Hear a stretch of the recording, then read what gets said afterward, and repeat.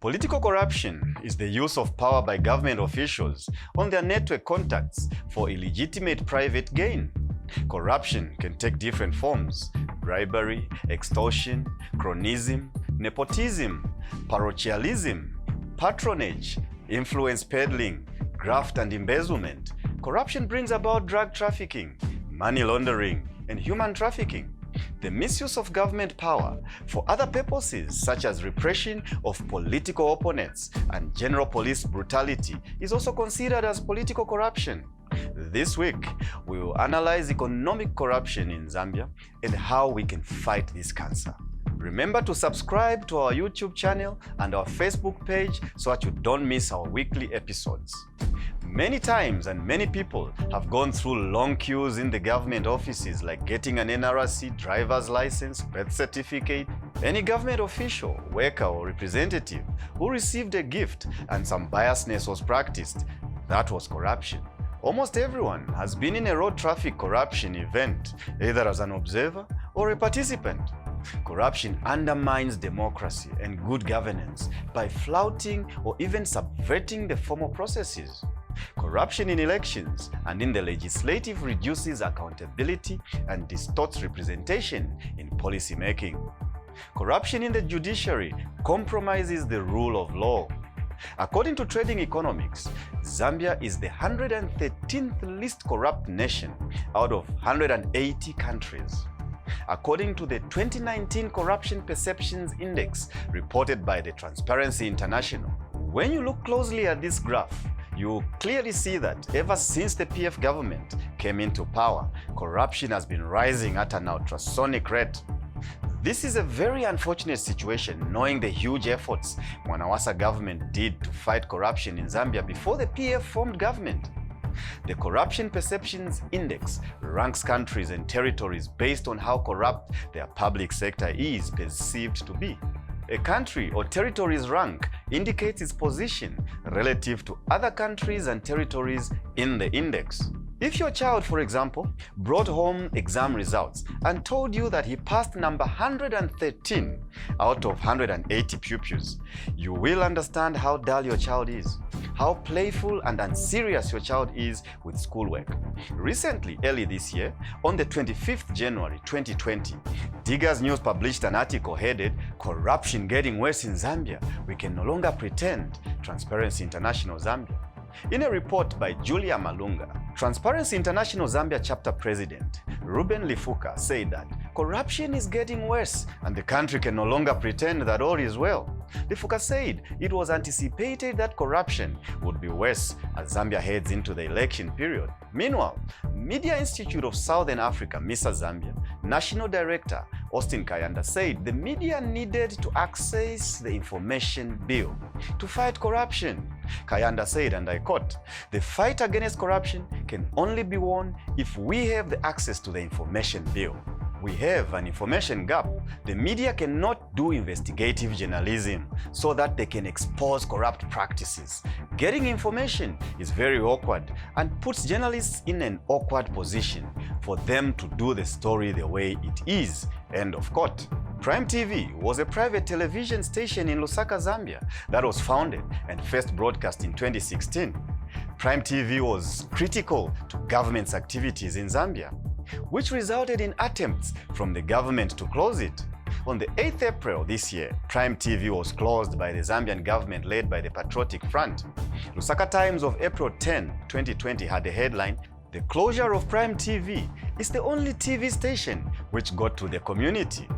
In this article, Harry Kalava, the president of the opposition political party Democratic Party, said, and I quote, "Let us defend the values and morals of our country. Today it's Prime TV, tomorrow it's you and you and you and me. It's all of us." End of quote. News Diggers of 11th April 2020 by Sishua Sishua had the headline, "Lungu's Strategic March to 2021, the Shutdown of Prime TV." Sishua wrote, and I quote, "We Zambians are complicit to our brutalization because we choose to be spectators in our own torture at the hands of Lungu and the PF. We have a responsibility to stop Zambia's slide into authoritarian rule and prevent our descent into a darkness we may never recover from." Time is running out fast. End of quote. Meanwhile, the Must of April 13th, 2020 had a headline, State House closed Prime TV. I'm reliably informed by two IBA board members, Kambwili. In an article by Oliver Chisenga, National Democratic Congress leader Chishimba Kambwili says the closure of Prime TV by the PF government is illegal, an abuse of state institutions which should not be entertained by Zambians. Kambwili also appealed to the diplomatic community to immediately put pressure on the president of the PF government to rescind their decision on cancelling the license of Prime TV. He said silencing Prime TV was a timing for 2021 elections because the PF knew that the opposition would be heard and Zambians would know the truth. End of quote. News Diggers of 11th April 2020 by Ulande Nkomesha had a headline, Cancellation of Prime TV illegal, Law Association of Zambia. Law Association of Zambia is also of the view that the action and conduct of the IBA is an affront to the freedom of the media, an assault on the democratic right and freedom of the expression. End of quote.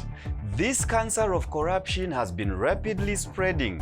Headlines like Health Minister Chitalu Chilufi arrested for suspected corruption, as reported by Lusaka Times of June 24, 2020, are not healthy for the country of Zambia. Headlines like former Zambia State House spokesperson in court for corruption, as reported by the East African on Thursday, January 2, 2020, and Lusaka Times of January 28, 2020 reported, and I quote, former presidential press aide Amos Chanda and former Road Transport and Safety Agency RATSA Chief Executive Officer Zinda Basoko have pleaded not guilty to 2 counts of corruption practices and being found in possession of property suspected to be proceeds of crime. End of quote. These and many more of such headlines. Recently, councils have been involved in cases of illegal deals in relation to allocation of land. According to Zinghaunet News of 27th July 2020, the mayors of Lusaka, the Zambian capital, and Kitwe City on the Copperbelt province have been suspended for alleged illegal land allocations in 2 cities. The minister responsible for local government said on Monday. End of quote. This is very unfortunate, where we have to suspend these 2 mayors of our big cities and the entire councils for 3 months. It's time we change. Because remember, the economic cost from corruption is enormous, and the poor people in Mississippi compound, the hungry children in George compound are the ones that bear this cost. It's not too late to do the right thing and get rid of this deadly cancer. Let's not get encouragement from poisonous statements like Ubomba Muivala Aria Muivala to encourage the bad vices of corruption. Corruption is just a mindset. If those in authority, those in charge of state resources, which belong to every Zambian, can revert to the mindset of the late Patrick Mwanawasa, which he founded, then and only then can we begin to see a change in our corruption graph and index. Because at the end of the day, a state of unrestrained political corruption is also known as kleptocracy, literally meaning the rule by thieves.